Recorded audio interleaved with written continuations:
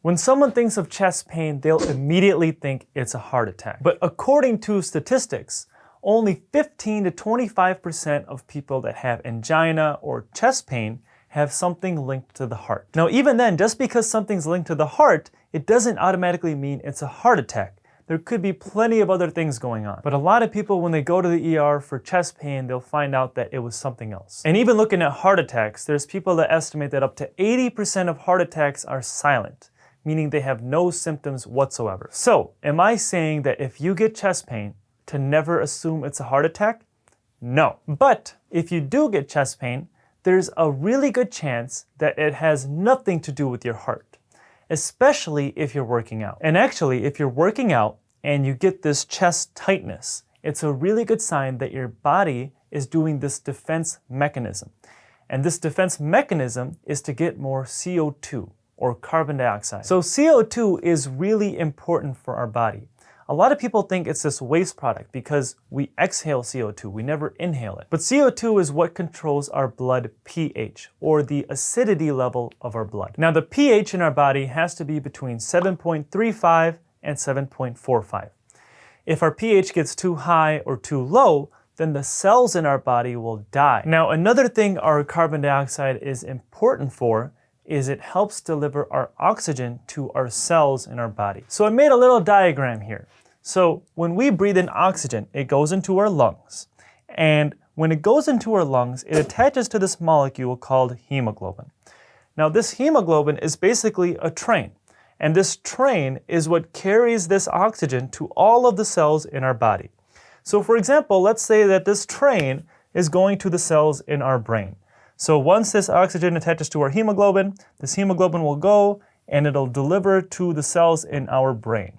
Now, once it gets to these cells, this oxygen has to get dropped off and detach from this hemoglobin so that it can go into these cells. Now, this is where CO2 comes in, because if we do not have enough carbon dioxide, then this oxygen will never detach from this hemoglobin and it'll never go to the cells in our brain. Now, this is what's called the Bohr effect. So that means that we need to have enough of this CO2 in our body so that our oxygen can actually go to our cells. Now, the problem when we exercise is we start breathing faster and faster. And you have to, right? Because you need more oxygen. But also when you breathe faster, you're basically dumping out the CO2 in your body. So in our air, we have about 21% oxygen, and we only have about 0.03% CO2. So we hardly get any carbon dioxide when we're breathing. But the good thing is our body will produce CO2 on its own. So it'll do this when we're holding our breath and our metabolism is going on.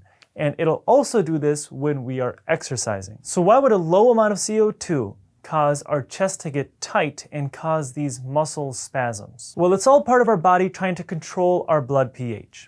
When our CO2 gets low, our pH levels get thrown off. Now, luckily, we have these two buffers in our body, and these buffers kind of regulate our pH. So if our pH gets too high or too low, these buffers are released and kind of control it to that right level. So the two buffers are bicarbonate and carbonic acid. So these two molecules here.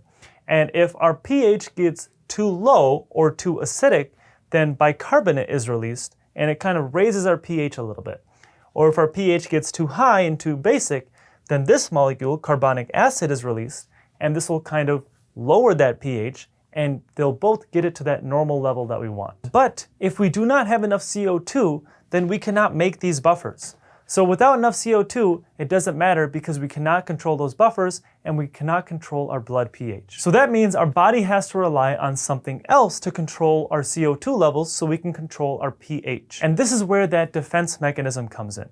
And this is why we get that tight chest, and this is why we get those muscle spasms. Because now what our body will do is it will kind of constrict our breathing tubes. And this will prevent us from breathing out, so that we can retain that CO2. So this is why when you're working out and you get that tight chest, because your body is trying to limit the amount of CO2 you exhale. All your body's trying to do is maintain its chemical balance. It's kind of like watering plants. So those super delicate flowers that you do not want to damage, so you kind of constrict that hose a little bit? That's the exact same thing your body is doing to your breathing tubes. Now, there's actually a condition for too low CO2. It's called hypocapnia. And the side effects of hypocapnia are 1, bronchoconstriction, which is constricting your breathing tubes, and also vasoconstriction, which is constricting all of the blood vessels in your body, and also muscle spasms. So next time you're working out and you feel this tight chest and you feel these muscle spasms, it's a sign that you're breathing too quickly. And it's a sign that your body's telling you to slow down your breathing. So what do? Well, the first thing is to stop or slow down whatever you're doing. You want to really focus on your breathing to slow it down and try to focus on retaining that CO2. You know, this is the same reason why people, when they get really stressed out and they start hyperventilating, why they breathe into a paper bag. Because when you hyperventilate, you're releasing too much CO2. And when you breathe into a paper bag, you're breathing that CO2 back in. So I hope you guys learned a tip for how to breathe the next time you're working out. As always, thank you guys for watching, and I hope you liked that video. If you haven't already, hit that thumbs up button and subscribe to my channel below. I will see you in the next video.